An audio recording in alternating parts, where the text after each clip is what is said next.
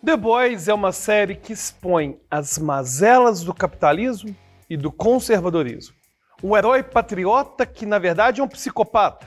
Uma empresa que manipula a mídia para parecer boazinha. E um grupo de pessoas comuns que lutam contra os supers ajudam a dar o tom da série. No entanto, esse conjunto acaba desenhando uma armadilha midiática que vai funcionar em diferentes dimensões. Voto não tem vergonha em manipular a todos usando pautas que estão em alta por benefício próprio. No entanto, existe aí um paralelo com a própria Amazon. Assistimos a The Boys, comentamos, criamos conteúdos aqui no YouTube como esse. Muitas vezes aplaudimos as suas críticas, mas no fim, o que estamos fazendo é basicamente dar mais e mais dinheiro e mais influência a quem nos vende esse discurso. Em outras palavras, hoje vamos falar sobre o produto capitalista mais quente dos últimos tempos, o anticapitalismo. Seja bem-vindo, você está no canal Como a Mente Funciona, um canal onde falamos sobre curiosidades, filosofia, psicologia, neurociência e muito mais. Todo dia tem vídeo, então pode colocar aí para receber as notificações. Sem mais delongas, vamos explorar hoje o discurso apresentado em The Boys e como ele se entrelaça com a nossa realidade. Vamos aproveitar e refletir sobre o que é o capitalismo. Mas cuidado, hein, que a gente vai ter spoilers aqui. Desde seu primeiro episódio, The Boys expõe um mundo onde heróis são mais preocupados com a sua reputação, com a sua imagem, do que com salvar vidas ou ajudar as pessoas. Já de cara, vemos trem-bala atropelar e basicamente explodir a namorada de Huey, que passa então a caçar pessoas com superpoderes. William Bruto lidera um time para derrubar o Set, o grupo de super-heróis que na verdade é criado e controlado pela empresa Voto. O grupo de humanos banais, sem muita estrutura ou dinheiro, mas com muito empenho consegue capturar e matar o Homem Invisível, um dos 7 integrantes do grupo de supers. Luz Estrela, que acaba se relacionando com Huey, entra para o Set e se depara com um mundo de abuso moral e abuso sexual. A sua denúncia contra o Profundo o fez ser expulso do time e a colocou como um ícone da revolução, um ícone do feminismo. E isso aconteceria várias e várias vezes durante todas as temporadas. Para mostrar como ela é empoderada, Walt a coloca em um traje muito mais sensual e provocativo. Quando o Capitão Pátria expõe a sexualidade de Maeve, mais uma vez os executivos são rápidos em adaptar o discurso e a mensagem. Maeve, mesmo não querendo se expor, agora se torna um ícone da luta LGBTQIA+. E na segunda temporada, somos apresentados a Tempesta, uma heroína que se destaca por ser transparente e denunciar os abusos de homens de poder. Não demoramos muito para descobrir que ela é uma nazista. Apesar de sua regeneração e de soltar raios com as mãos, o verdadeiro poder de Tempesta é controlar a mensagem que passa a todos. Enquanto o Capitão Pátria perde sua audiência por ainda estar apegado a abordagens e truques do passado, ela se propõe a se comunicar com as pessoas de uma forma muito, mas muito mais direta. Tempesta representa, portanto, os novos influenciadores e suas pautas. Mas os jogos de manipulação de imagem não se limitam a isso. Victoria Vick Neumann é uma congressista empenhada em derrubar a Voto e que começa a sofrer maior pressão depois que o público descobre que os supers são fabricados através do composto V, que é fabricado pela empresa. E mais uma vez, acabamos descobrindo que mesmo Vick tem relações com o mais alto escalão da Voto. No debate sobre a necessidade ou não do composto V, super-terroristas surgem e reforçam a necessidade da criação de super-heróis. Mas ó, que surpresa! Os mesmos super-terroristas foram criados pelo próprio Capitão Pátria. Mas cá entre nós, né? Nós sabemos que nenhum americano patrocinaria algum grupo terrorista para depois justificar investimentos massivos em armamento, não é mesmo? Sim. Durante a terceira temporada, ainda vemos que o jogo de aparência se mantém. Leitinho da mamãe, por exemplo, sabendo da dura realidade, ainda precisa encarar como a sua filha assiste aos discursos do Capitão Pátria e como que ela consome brinquedos de super-heróis. Mais do que isso, o próprio Capitão Pátria evoluiu o seu discurso. No primeiro momento, ele se vendia através de sua relação com a religião, chegando inclusive a batizar pessoas. E seu discurso também ganha forças com a tragédia de um avião que caiu e que ele mesmo não foi capaz de salvar, muito provavelmente por simplesmente não querer fazer nenhum esforço. E ele aprende alguns truques mais modernos com a Tempesta, mas é na terceira temporada que o seu discurso se solidifica. Cansado de ser subjugado pela Vault, ele admite publicamente a sua superioridade, sem conter a sua raiva. O resultado? Ele se torna ainda mais popular, para sua própria surpresa.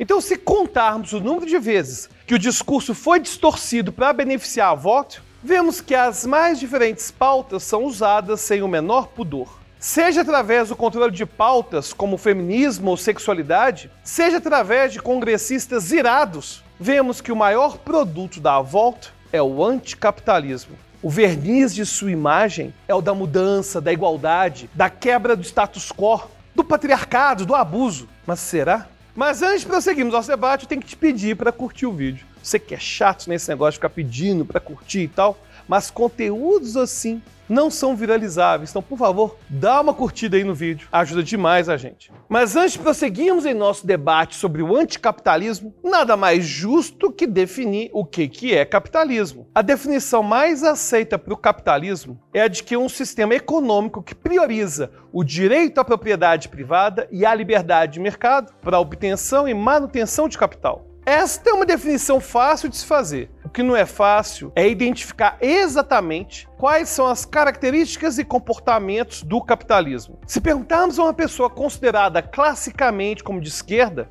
ela provavelmente colocará na lista coisas como a manutenção da exploração da mão de obra, a imposição de uma ordem patriarcal. Por outro lado, alguém classicamente alinhado com o que chamamos de direita incluiria características como a menor intervenção de órgãos que não têm idoneidade, como o governo, e de melhores preços e acesso a produtos causados pela maior concorrência entre empresas. Um lado diria que a corrupção política se dá justamente porque corporações capitalistas influenciam e subornam políticos. Do outro lado diria que, na verdade, o próprio Estado é um imã de corruptos, o que alimenta um conluio entre políticos e empresários, na verdade, se distanciando daquilo que seria o capitalismo de verdade. E a verdade é que, em maior ou menor grau, todo mundo tem razão, porque definições como essas são, na verdade, convenções. É algo que não está no reino nem objetivo e nem subjetivo, mas no reino de um acordo entre toda a sociedade. Por isso, nossa visão subjetiva sempre é um ingrediente na composição geral, mas ela não define tal composição sozinha. Como nosso objetivo aqui no canal não é trazer um julgamento de valor, nós vamos trazer duas coisas relacionadas ao capitalismo, mas que são relacionadas de maneira bastante íntima e que nenhum dos dois lados costuma discordar: o consumismo e a adaptabilidade. O consumismo e a adaptabilidade são temas centrais em The Boys. E são também os pontos onde o anticapitalismo se baseia. De um lado, temos muitas opções de comida no mercado, diferentes carros na rua e assim por diante. O mundo capitalista nos oferece produtos diversos, mas é claro que isso tem o seu lado negativo. Por isso, o anticapitalismo é constantemente retratado ou defendido por pessoas que se alinham a uma alimentação mais natural e orgânica, e também ao estilo de vida que nega automóveis. O que The Boys denuncia frequentemente é que a segunda característica, a adaptabilidade, é tão profunda que o capitalismo é capaz de se aproveitar de toda a crítica que é feita contra ele, embalá-la e vendê-la com sucesso. E isso é exatamente o que as empresas fazem. Lembre-se, por exemplo, que uma baita série com essa baita crítica ao capitalismo é produzida pela Amazon, criada por um dos homens mais ricos de todos os tempos. Mas este não é um caso isolado, não. Na verdade, vender anticapitalismo é muito mais regra do que exceção. É o exemplo da Disney, por exemplo, que fez um filme como Wall-E, criticando também os excessos do consumismo moderno e denunciando como estamos levando o nosso planeta ao colapso, ao consumirmos cada vez mais plástico. Para garantir que a sua mensagem chegasse a todos, ela investiu centenas de milhões de dólares em propagandas impressas e bonecos de plástico retratando o filme. Uma pesquisa realizada em 2021 mostra que os jovens entre 21 e 24 anos nos Estados Unidos têm maior rejeição ao capitalismo do que ao socialismo. Quando perguntados sobre o socialismo, 31% dizem vê-lo como positivo, 31% veem como neutro, 17% não sabe opinar e 20% veem como negativo. Já quando perguntados sobre o capitalismo, 24% veem de maneira positiva, 26% veem de maneira neutra, 17% não sabem e 33% veem de maneira negativa. E não é à toa, portanto, que o mercado anticapitalista venha crescendo. Em The Boys, o sentimento causado por corporações se empoderando de discursos e vendendo-os nos dá a sensação de certo desamparo. Afinal de contas, se até as críticas mais ferozes são transformadas em produtos, o que nos resta fazer? Nessa terceira temporada, Trem-Bala, que tem tentado fazer uma volta triunfante ao set, tem um acordo que nos mostra que mesmo o anticapitalismo como mercadoria tem o seu lado positivo. Ainda que seu objetivo principal seja totalmente egoísta, ele muda o seu visual e começa a contar uma história muito mais relacionada às suas origens. Ao falar com seu irmão, ele percebe que nunca deu a mínima para a questão racial. O seu fingimento, no entanto, o leva a realmente considerar suas origens. Depois que seu irmão é atingido, ficando debilitado, ele chega, inclusive, a pedir desculpas a Huey. Ainda não limpa a barra dele, mas certamente o leva a um passo adiante na sua redenção. Portanto, por mais que saibamos que corporações e pessoas usam alguns discursos para autopromoção, existe um efeito de maior debate e de mudanças. De certa maneira, se o dinheiro começa também a ir para um caminho mais virtuoso, as empresas vão ter a tendência de se adaptarem. As empresas fazem sinalização de virtude por dinheiro, mas o resultado tende a ser positivo quando seu egoísmo é mantido em xeque. Capitão Pátria, diferente do Trem-Bala, parece ser incapaz de dar qualquer passo em direção a uma redenção. E por isso, ele traz todas as partes negativas do anticapitalismo como mercadoria. Ele é, de fato, o melhor exemplo para o tema que estamos tratando. Parece ser impossível que ele se torne um ícone anticapitalista, mas ele é justamente o produto mais adequado para isso. Quem, por exemplo, passa a ser vítima de suas acusações durante a terceira temporada? A mídia e as corporações. Capitão Pátria, ao ver que seu discurso de ódio funciona, passa a montar uma narrativa onde existe uma conspiração que esconde a verdade do público. Sua maldade e sua dissimulação mostram os lados negativos do anticapitalismo como mercadoria.